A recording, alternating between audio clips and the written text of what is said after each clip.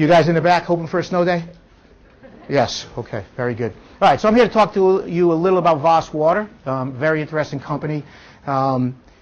It's a short presentation, as I said. It's sort of oriented to some of the things you guys are talking about. I'll try and stop in those areas where I think you're probably covering, but I'll try and cover a lot as well, and we'll see how that goes. All right, I'll start with these two guys, Christopher Harlem and Ole Sandberg. They're not much older than you in this picture. This picture was taken about year 2000. It's actually in New York City, but they were educated. They're two Norwegians. Any Norwegians in the room? There's a Norwegian. Put your hand up. Stand up. Are you from Norway? No. You're just Norwegian American? Okay, so I'm going to make fun of Norwegians, so I want to make sure. All right.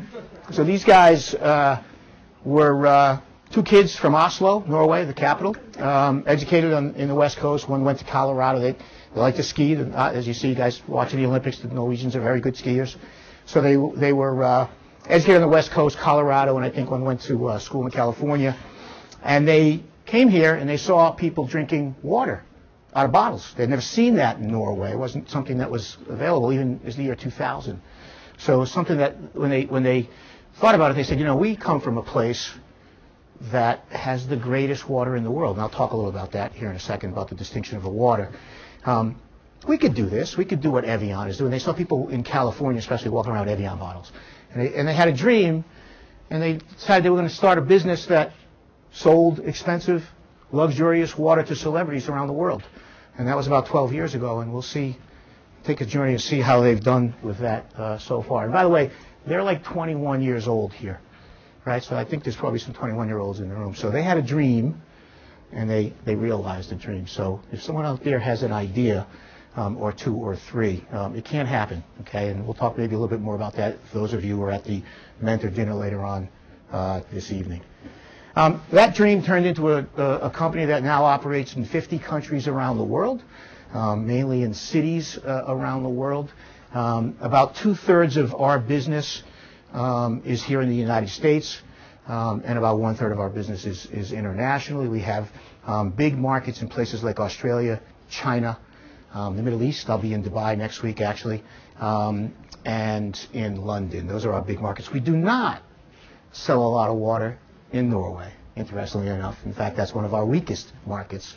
There's a lot of reasons for that, which I won't bore you with, but we do not. So along the way, developed this brand that has incredible recognition. The brand is only 12 years old. Do you guys know the other brands? Anybody know the other brands, right? What's the first one? Heineken, right? This is Absolute, right? Maybe I shouldn't use liquor examples here. Sorry to the administration. I apologize for the underage people.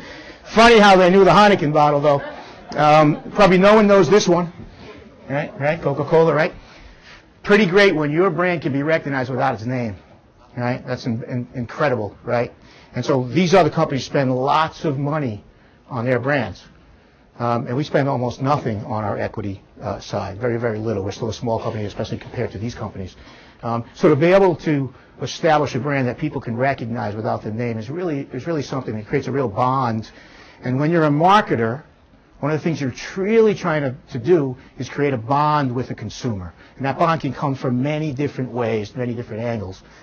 In Voss's case, it's typically where you consume it first. Prior to walking through the door and getting a bottle of Voss, how many of you had a bottle of Voss before? Okay. Anybody want to care to tell me where you might have had it? Yes, sir. Manhattan. Yeah, and where in Manhattan? And in a restaurant? I got it at a deli. Okay, you blew my whole cover there. Go ahead. Nice, thank you. No, that's good. I'm glad that you can't find it. Traditionally, people first are introduced in a restaurant or in a high-end place or on a resort or someplace like that, and they make a bond that connects with the brand because of where they are. And that's sort of an element that we try to reproduce, the way we market, the way we talk about our brand, and you'll see that as we go forward. But this is really a great achievement. People who preceded me in this company have a lot to do with that. The vision of the company, originally from the two young guys that started it, developed into what now is a very, very powerful brand worldwide. We really have a very simple operating philosophy. I try to do something on this half wheel every day. Right? So You know, I think about how do we develop our brand? What do we talk about our brand? When we talk later on, the rest of the slides are really going to be focused about building our brand. How do we do that, right? And how do we talk to consumers and our customers and able to sort of build that brand that way? The other strategies we have are real about the rest of our business, but we like to be very animated in the selling part of the business, of the discipline. So we do most of the selling ourselves. So we employ a lot of salespeople. We're a sales-heavy organization. We don't have people in all of the 50 markets. We can't support all 50 markets. So of those 50 that we're in, we have people in about 10. So we have people in Australia, the Middle East, Norway, obviously, where the water comes from. We have a plant there. London, China, and then the U.S. A couple people in South America. So we don't populate every market that we operate in. We don't spend the same level in every market that we operate in. We call that a focused market strategy, and we try to win in a subset of markets. We try to grow faster in those markets than we do in other markets. As we get bigger, we can add more markets, and that's pretty much just logic that you don't need to go to business school for. When you can afford it, you can do more. Right? And so that's how we think about it. We think about it very logically, very basically, way more basic than you probably think. Optimizing costs and infrastructure. We're a small, underscale company. We compete with large companies like Nestle and Coca-Cola and Pepsi-Cola. They're 50 times our size or more. So at any one time, they could really cause trouble for us. So we try to, and they can compete. You guys are probably learning the four P's marketing, right? Price. So we don't compete on price. Okay, so we do not compete on price. All of our competitors do. So they must be in a type of business. If you're going to compete on price, you have to be you have to think about cost. You have to be in a scale business, and you have to be among the lowest cost producers. We're not that. We come from an expensive country to do business in. We come from a long way away.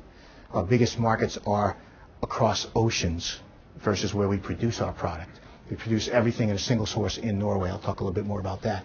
So we're never going to be the low-cost producer. We can never have, and therefore we can never compete with price. That can't ever be part of what we do. So we have to think about other ways to connect with our business. It doesn't mean, though, that we're not active on costs. So we still work hard to do things efficiently and things that cost less so that we can spend more on our brands, right? And we can grow and secure our future together. So it's an important thing that we optimize costs. It's just that we're never going to be the lowest cost player. Some people compete completely on cost. Anybody have an example of something like that? Arizona iced tea undercut Snapple. Very good example. They competed on cost and size. The value versus Snapple was a big, and they became the number one player as a result of that. Private label companies compete primarily on cost. So when you go into Price Chopper here, right? Price Chopper, you have the Price Chopper brand. You know, they're competing on cost. You're going to buy that brand because it's more has more value to you currently. If you had more money, you may or may not choose that. You may not. Right, so that's competing on price. And then finally, we like to do something that every day that talks about creating a winning environment. That sounds hokey. It sounds academic. Sounds like stuff you guys learned that you may not. You think, no one will ever talk about that again. Trust me, they'll actually talk about the accounting classes you're in, all right? And they will talk about things like environment, all right? Very important. The reason it's there is not because it's hokey. It's because it's good business. It's good business to have a winning environment for this reason. When you're part of a winning organization, people want to be with you. So you get to select the best talent. When you're part of a winning organization or a place that's a great place to work, the people who work there talk about it. They tell their spouse, their wife, their husband, their girlfriend, their boyfriend, their brother, their sister, I work at a great place. And then those people want to work there. So it's good business to try and think about how people are acting and behaving inside your company. So we try to do something every day that makes it a good place to be. And that could be any number of things. Simple things like buying pizza, and more sophisticated things like being sure everybody has a quality conversation every year about where they stand in the company and what is expected of them and what they can do and what they can be with our company. So those things are everything there and everything in between creates a dynamic that goes to a winning environment. So we try to do something on each one of these strategies. If I think about my job, that's my job. It's to do one of those things every day and hopefully more than that on most days. When we talk about our brand, we'll turn now to just really about brand marketing positioning. And this is really about positioning in an occasion selling, okay? We talk about our brand, we talk about three different things typically. Purity, which is the purity of the water. I'll talk about that in a second. Distinction, which is our name for the world sort of we live in. And responsibility, and I'll talk a little bit more about responsibility as well. The purity, this is a picture of the lake for which the source exists underneath. So we have an underground artesian source. It's protected. It's actually it's actually under this lake. And there's a little island in that lake. I've been there. The source isn't much, just a hole in the ground with a pipe, right? So it's not linear sea, but the scenery is beautiful. And this is southern Norway, a town called Eveland in Norway. And this is a source that we own. And it's a fully replenishable artesian source. The water itself is highly pure, so it has a very low total dissolved solid or low mineral content. If some of you may have drank, I'll use Evian as an example. That's a brand with a heavy mineral content, so it has a little bit different taste. Not everybody can distinguish taste in water. Not everybody has that level of palate. Everybody has a sort of a different thing. Typically, when people drink our water over time, they tend to favor it over time because it has a very clean taste, and that's because it has a very low total dissolved solids. That has a functional benefit. In part of our selling world, we sell to restaurants, chefs, food and beverage people. So we're on the table at Tao, we're on the table at some of the greatest restaurants and resorts around the world. We're with many of the greatest chefs, who've all become stars. When the chefs or the food and beverage people decide what water they're going to use in their restaurant, we typically win more of our fair share of jump balls versus our competition because of our water and its low mineral content. It does not interfere with the wines that people are selecting. It does not interfere with the food that's on the table. It's a complement. So there's a functional benefit to our water on top of being just pure. All bottled waters are pure. Virtually all of them are safe. All of them are good. All of them are good for you and better for you to drink than soft drinks or many other things that you may drink. So purity for us starts with the water. Distinction is about who we do business with and where our bottles are found. So and the bottle itself. So the original guys, Ole and Christopher, when they first came up with their idea on the bottled water, they went to a designer to design this bottle, and he captured really in his design. The guy was a former Calvin Klein designer, actually. So he was a guy who worked for Calvin Klein and designed jeans and all sorts of fashion. And he designed that bottle, and it really captured what Ole and Christopher were trying to do with the purity of the water and the distinction of the bottle and the pricing positioning. The distinction of where we do business, we really do business with the finest restaurants, hotels in all of the markets all around the world. So most people would love to have, most brands would love to have our customer list, And one of the few perks I get in this job, though we're small, is when I get to go around and travel to meet customers, I get to stay in the best hotels. So, because they're all customers and we get them for cheap rates. So that's a nice perk that I get to have. Maybe you'll have that perk someday for yourselves. So distinction is really about the bottle, the people we do business with, as well as the people in our consumer franchise. Just like people would most customers, those companies would like to have our customer list, they would certainly like to have our consumer franchise as well. The people who drink our water tend to spend more at many other places, tend to do lots of things, tend to be influential. I'll actually show you a picture of a few of those people here. Last piece of the way we talk about our business is responsibility. I think this is a threshold for anybody who's going to be in the bottled water business. Some people, don't like the bottled water business. You may be one of them. I'm sort of anticipating some questions there. Those are okay. We're glad to have them. So responsibility is sort of like a threshold, a barrier that if you're going to be in this business, you're going to be serious about it, you better be responsible in a couple of ways. So we split our responsibility platform into two things, environmental responsibility and social. I'll talk first more about environmental. We are a carbon neutral company, which means that what we put into the air in CO2, we take out in offsets. Okay, we have a simple strategy. Which is to measure it, okay, to reduce it, and to balance it. Okay, so measurement starts with these guys here from 3 Degrees. It's a separate independent company, same company that places like Starbucks and Whole Foods use. So it's a state-of-the-art company, and they do an audit. They come in and they look at our business, and they project what we're doing to the environment on an annual basis. And they give that to us in a couple of different ways. One is in metric tons of CO2 that we release. We happen to be a very clean industry. Water's a very clean industry. It's not hard to produce, obviously. You just put it in a bottle and ship it. Most of our CO2 emission comes in the shipping, so we come from far away. So we participate in offset programs. So when we say we measure, we don't measure. Somebody else measures. Third party. We pay them to measure, so they're a supplier of ours, but their measurement is independent, and we don't know what it's going to back, and they come back and they tell us what it is every year, and we try to do things that can reduce it. Typically, those things are good business. You know, when you become more efficient environmentally, you tend to take out cost. Sometimes it's not that way. Sometimes that's not that way. We experimented with a couple of years ago with recycled fiber in our cardboard outer boxes. Probably something you never thought about, right? So we thought, we got pitched this really great idea. So we did it, we converted, and then the boxes fell apart in our supply chain. So that was a thing that we wanted to do because we thought it was good for the environment, ended up costing us a lot of money and some customers, so we had to come out of that. Typically, that doesn't happen, but often, many times it does, and you're faced with a choice. Either way, though, we're committed to being carbon neutral, so we actually offset our CO2 every year, and we participate in a CAP program. I'm happy to answer questions about that later.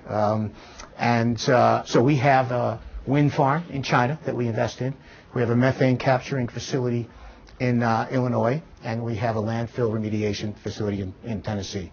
And those 3 things we invest in to offset our contribution to carbon in the environment at an equal basis on an annual basis. So that's being carbon neutral and being responsible. There's some other things that we do as well that help that equation.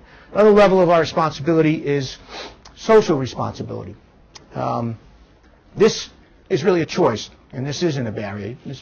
Every company has its own philosophy on what it's going to do. We're, as I said, our origin is Norwegian. They are exceptionally socially responsible people, both in environment and in social responsibility issues. The son of one of our investors, the former Prime Minister of Norway, who went on to be the head of the World Health Organization, and so she spent a lot of time in sub-Saharan Africa during the AIDS crisis. And one of our investors, who was a former chairman who hired me, spent a lot of time with her there on location, and he became very interested in the plight of not having clean drinking water in many places where lots of people are. And this is a real issue in sub-Saharan Africa. Obvious choice for us. Norway is plentiful with fantastic water. Places in the world can't get water. So we have a sister organization called the Voss Foundation. They're a separately run organization. We house them. We give them in-kind support. So they use our administrative staff, they use our building, they don't pay us rent. And that way, when they go out and raise money, all of the money can go to the projects that they work. And the projects are self-sustaining water projects in places like Mali, Ethiopia, Kenya, etc. So they've built, in the course of 3 years, 68 water access points and ongoing water positions. There are about 150,000 people who now have water where they didn't as a result of their organization. It's a very young organization, but they do great work. We're very proud of them. We're very careful with this. We don't ever ask anybody in our consumer franchise to give us any credit for this. I'm telling you this because you guys are in marketing classes, right? So we never say something like, if you buy Voss, we're going to do something nice for the foundation. We'll give $1 or a dime or 10 cents. That's not to say those aren't good things. That's just not the way we approach it. We approach it this way. We have an unconditional love for the foundation. So if you as a consumer recognize, we'll make you aware of the fact that this is out there, that there's a foundation, and if you as a consumer want to do something with it, we'll make it easy for you to do that. We won't ask you to buy us, so we'll do it. Our support is ongoing, whether you like it or not, or whether you participate or not. So we try to draw a line on how we talk about our charitable piece of our business. Okay, and we're pretty focused on the foundation and the work that they're doing. We give an annual award we give an annual award to one of our people called the Pure Intentions Award, and one of the people gets to go on a well bill in Africa for 2 weeks every year, which is really a prestigious award, as you might imagine, inside of our company, and really a life-changing type of event for people who get to do it. So that person, the person who wins the award is the person who most demonstrates the spirit of the foundation in their daily lives during the annual business cycle. So all of this is what we do to try to communicate to our consumers. We're a small company. There's a lot of consumers. Everybody's exposed to water. The water business is a gigantic business, so we have to pick our spots about how we communicate, where we communicate, and what we'll do and how much we'll communicate. All right? So we focus on a couple of occasions.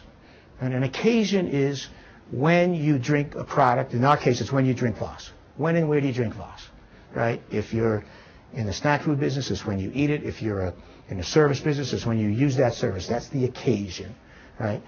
And in our instance, we focus on 2 occasions. And the reason we do this is we can't afford to focus on more. It's not that you won't drink Voss or can't drink Voss, for instance, after an athletic event. Perfectly great hydrating event, right?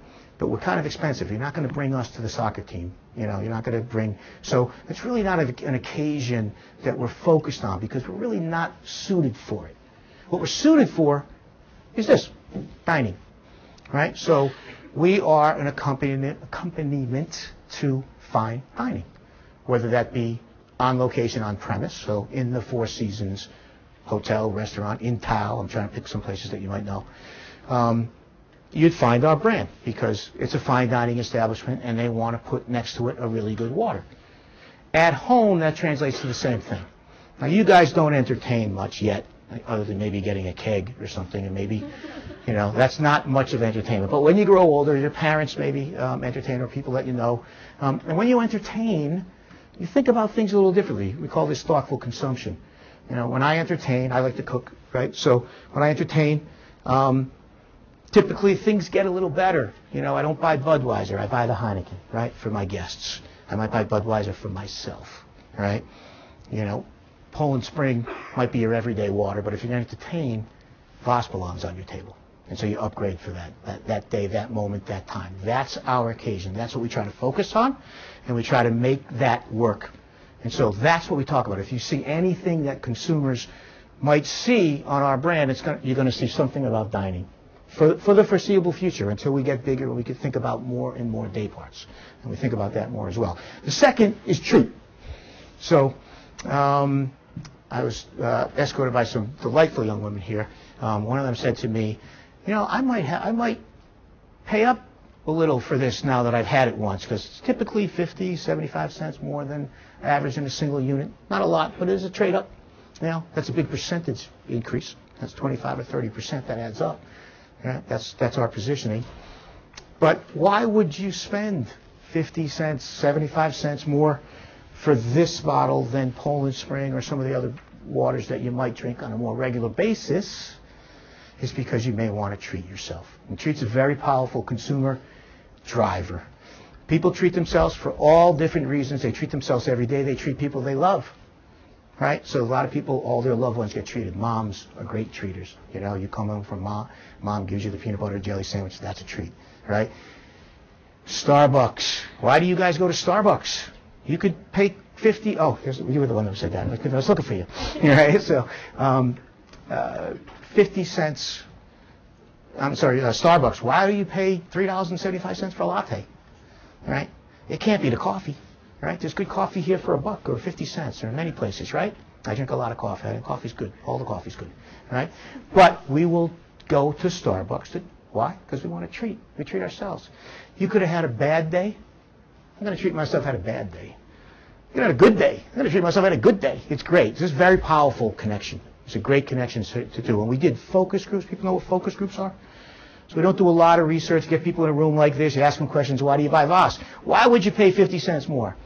I want to treat myself. right? So very powerful. And so we spend a lot of time talking about those two things. And so we're an occasion-based selling environment. Most of our strategies line up against that. So we think about where people who want to treat themselves are going to buy our product and how they're going to buy it. And so we try to make it available there, right? We want to be involved with dining, so we're in fine dining restaurants. We want to be sure that when you entertain at home, that you upgrade your offering to your entertained guests, right? So we are in party stores and wine and liquor stores so that when people are entertaining, we're available. So it drives a lot of our distribution strategy as well, right?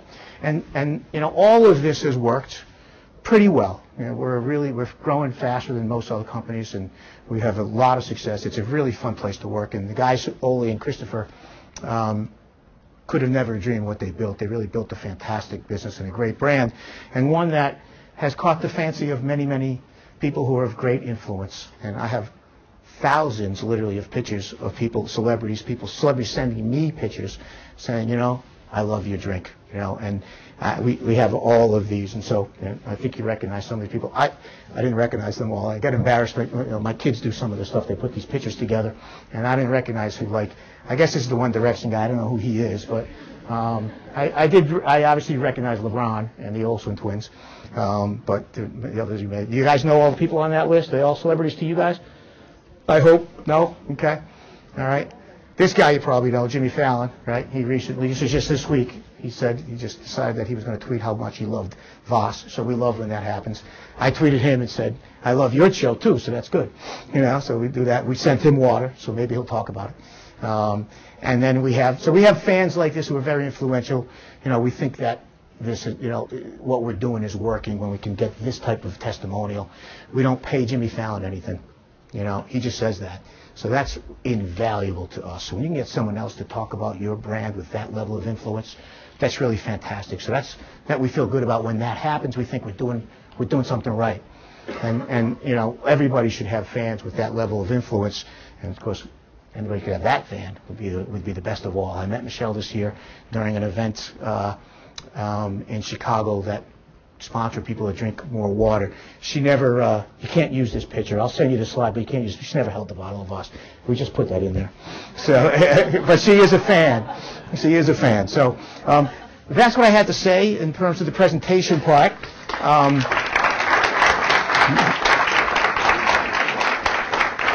I am happy to answer. You go ahead and put it back on. Go ahead, you better figure it out then. I'm happy to answer questions. I'm going to get one right here. You're going to go first. And on anything, unless you don't have a question. Unless you want. Okay. Happy to answer questions or comments or anything. I'm sorry to this part of the room. They were filming here, so I didn't think, I guess I could have come over here. I'll stand over here for the questions. How's that? So, any questions or comments? Okay. In terms of your marketing strategy, I noticed that you placed a lot of value and importance on giving back to the community. Can you further explain why that's so important to us? Yes. Everybody heard the question. Yeah. It's important to us as a management team. So, you know, my management team's been together. We've been in some other places. So, you have a choice when you're in business. Right? Nobody tells you have to do any of this. And most consumers aren't going to reward you for this. Right? So this is a choice you make. And it's a choice to where you're going to spend money. It's really a personal choice from a team. We happen to be aided in the fact that we're owned by conscientious owners, single investors. We're not a big corporation. And to those people who own our company, of which I'm one, that's important. So that's really the reason why. I'm sorry. Yep. You got it. Yep. Does that answer? Yes. Okay. Any other thoughts, questions? Yes. Go ahead. I'll give you that. Hi. So you were the former CEO of Snapple, and Snapple's logo is made from the best stuff on earth. Do you want Voss Water of Norway to have the same logo or reputation as Snapple, or are you taking Voss towards another angle due to its unique bottle?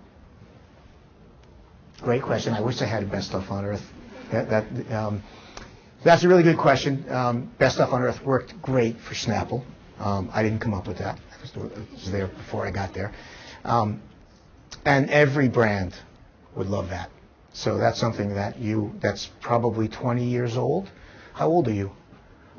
Yeah, it's older than you, maybe 25 years old, and people still talk about it. There are many lines like that create a brand. And there are two things that really worked for Snapple. One was the idea that it had different ingredients, best stuff on earth, and the other one was the variety. So people liked the idea that there was a wide variety, and people would come up to me and say, I can't, Snapple, I can't find, mint diet tea.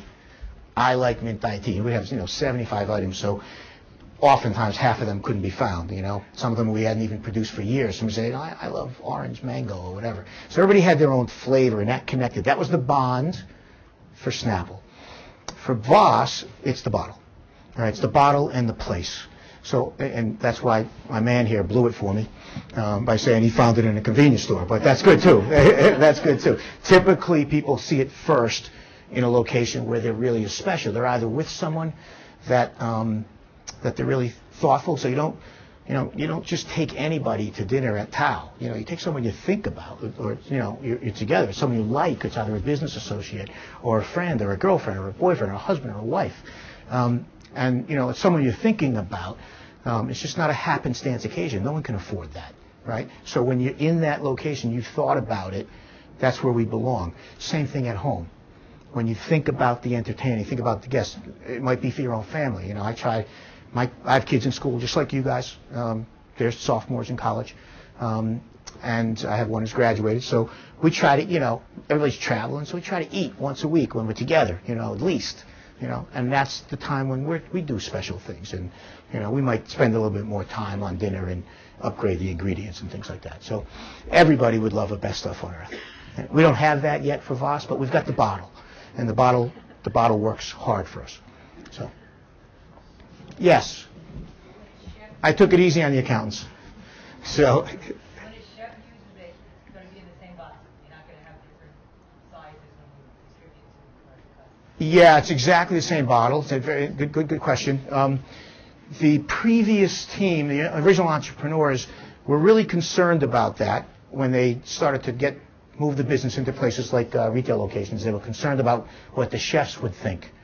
So they put the same stuff in, the same water from the same source in the bottle, but they put a stripe on the bottle and made it and designated it for a channel. In this case, the retail channel. So they were helping to distinguish between what was sold from a packaging standpoint inside of Tao or the chef's places versus what was being seen on location. We did away with that because it was a nightmare logistically, but also sent the wrong message, I felt. So it was like that red stripe this isn't the one you get in Four Seasons. I call that the scarlet letter of Voss. So we did away with that under this management team's stay. So, yes? How did the original entrepreneurs get the money and support they needed to bring the company to where it is today? There's a real life question. So did everybody hear that question? Where did they get the money? Right? Really good question. Norwegians are wealthy. So that's the answer. Right? So, interestingly enough, those two, Christopher's dad owned a large grain import company. So they import like peanuts or something into Norway. It's a small country, but it's a lot of concentrated wealth. So they had backing. If you are an entrepreneur, right, the single most important thing in your life is going to be other people's money. So that's a way of life. And if you want to talk about stuff like that, I advise a lot of entrepreneurs. That's a real life thing. They had that benefit. And even with that, they overspent their welcome. So at a certain point, that entrepreneur can take it usually to a typical place and then maybe not to another stage. So oftentimes you see the entrepreneurs rotate out at a certain point. Not always, but oftentimes. Sometimes they bring them back, like the guy Schultz at Starbucks. He left and they said, "Come back," run us there. So, yes. How did you become CEO of Voss, and what advice do you have for college graduates who want to be a CEO? Work hard. I never intended to be anything. I could tell you that. I'll talk maybe a little bit more about this later. But I like the soft drink business, so it's that sort of that business just was okay with me, and so I just sort of worked in it hard. I don't know many people who got to jobs that I do that said I want to be that and got there. I had this interesting conversation with my son. I'll tell you, give you an anecdote. He was wondering how to ask for a raise. He works for an advertising agency in the city. He's 26 years old. This was a couple years ago. And he said to me, well, how did you do it? And I said, I never did. I never once asked for a raise or a job or a promotion. I just worked, and it sort of happened. So I think you'll find that the work world is much like the academic world. You'll get exactly out of it what you put into it. You won't be able to take shortcuts unless you expect a shortcut back. Right? You give a half a loaf, you're going to get a half a loaf back. Right? So these are truisms in life that aren't going to change. The only person you can't fool is the person in the mirror. Right? You can fool anybody else, parents, girlfriends, boyfriends. Everybody can be fooled except the person in the mirror. So that's the person you got to convince. What do you want to be? What do you want to do? All right? So, yep. Do you believe that you have reached the point in your life where you can say that you're successful in all aspects of your life, like your definition of success that you had 20-some odd years ago when you were in school?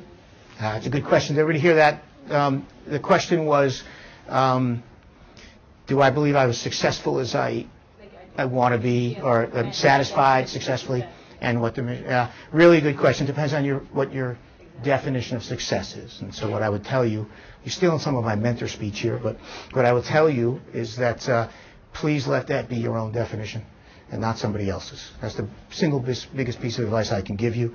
You might decide that after the marketing thing, you want to be in the Peace Corps, and that would be wonderful because they need people in the Peace Corps. We're talking some people want to be nurses, etc. We need nurses. We need everybody. So don't let anybody else define that for you. I do think I'm successful. I'll tell you why. It's because my family loves me. That's my single testament. We have a good family, and we're together, and I've been married for 30 years, and that's why I feel successful. None of this creates that. So. Yes. Where did you start, and where were you in terms of your career immediately after graduating college? Yeah, I started with Procter & Gamble. I went to Boston U, undergrad. Anybody from Worcester, Central Mass? Any Central Mass kids? No? I thought we might get a couple. You got any? You don't draw from Central Mass that much? You have to work on that. Yeah, you got to work on that. And I moved to New Jersey. By myself, out of college, and I did a room share. Literally called in those days there were no cell phones, so called a number I found somewhere and got in this room. I later realized these guys were doing steroids, and they were two bodybuilders, and they lived together. It was always a little screwy, but I had a room like in the what do you call it, the garage. It's nice, myself. But they were like volatile, scream, whatever. And I realize now later they used to have steroid rage, but no one knew what steroids were then, except those guys did, I guess. So I did that, and I worked for Procter & Gamble, selling diapers. So there you go. It was not really my definition of success, but I introduced Love's diapers. How about that? So, and I did that for a couple of years, and then they moved me to a food division. They promoted me and moved me to Buffalo. Anybody from Buffalo? No Buffalonians, right? So they said it was a promotion, and I was moving from New York to Buffalo. I said, okay, what did I do? But I was in Buffalo, so that's what happened, And I grew up on the sales side, so my career advanced in sales. Selling is a great place to learn, great place to be. There are a lot of places you can do it. There's no one single way. There is no single way. There's just too many ways. So, yes.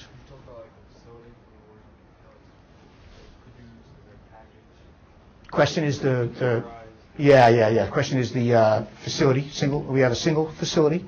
It's a state-of-the-art facility. It cost about $80 million to build. To give you an idea what it is. It's on the top of a mountain in a beautiful part of the world, Iveland, Norway. And the lake that I showed you is about 100 yards from the facility. and we have a pipe which goes from the source underneath the ground into the plant. Pipe comes up basically out of the ground of the plant, goes into a tank, holding tank, and then that gets filled. So that we use the holding tank, then we put it through our fillers and bottle it. So the water really doesn't see oxygen until you open it, right? So it's all vacuum packed in there from the plant all the way to here. We produce both plastic and glass bottles there. And it's a fairly straightforward manufacturing, very clean. We use renewable energy. It's most of the energy produced in Norway is wind, or is water power. So we buy like 97% of our energy that we use in our plant is water, is renewable. So that tends to keep our footprint low. Our biggest expense is to travel. It goes on containers, most of it through ocean transport to different markets. The journey is about 8 to 10 weeks long from production to location, depending on what part of the world. It takes about 8 weeks to complete the journey here. So that product, started 8, 10 weeks ago that you're drinking in Norway. A little bit longer places like Australia tend to be a little bit longer, maybe 12 weeks. I don't know if that answered. Okay. Yes. How many bottles of water do you produce per day going out into the world market? And I had another question about, because I think I missed it because of the poll. You said your niche market is how much percent of the water? So 2 questions, right?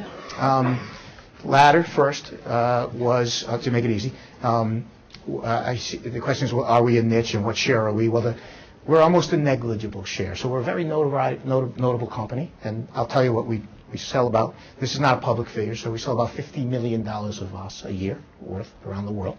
So we're not small, but that's tiny compared to the large companies that are in the water business. So the water business, there is no single worldwide source for information. If somebody tried to look at something, wouldn't have found any. We have it pegged at about $150 billion a year annually around the world. People around the world drink a lot more water than Americans do. We still drink more soft drinks than we do water. That happens nowhere else in the world. People drink water more than anything else everywhere else in the world. So we're not even it's too many zeros to get our share. So we don't measure our success by share. We measure it by growth and value. That was the second question. Remind me on the first. I'm sorry. Oh, how many bottles you said? You asked me. How many do we have a mathematician? Any mathematicians? We sell we'll sell this year 3 million cases times 18 bottles on average, 300 million, 480 million bottles, or 60 million bottles, whatever that is, roughly annually we produce. Right? And we set a record last year for that production because we had our best year ever. So that's your other question, right? You had a third. You have a follow-up.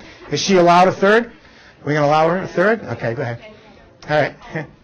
What is your percentage of growth does your company anticipate this year? Yeah, that's a good question. 20%. So we're growing at about a 20% clip. We doubled our business in the last 4 years, and I'm getting ready to commit to our board and our investors that will double it in the next 4. So we got to grow about 20% to do that, a little less. So, and we're on that pace. So, yep. And that's a high growth rate. Yeah. The market itself, though, for water is growing pretty well. So despite the rhetoric in the business, et cetera, more consumers are coming all over the world. And that's really because people are dropping out of soft drinks. People are drinking less and less soft drinks. So. Yes. Yes, we are going to move into something else at some point. I can't tell you what that is, but at that time, not for at least another year or 2. But we have some great ideas for the brand. We think the brand can travel into fashion and into some other things. So you might see something that you'd remind of this conversation then. But so, yes.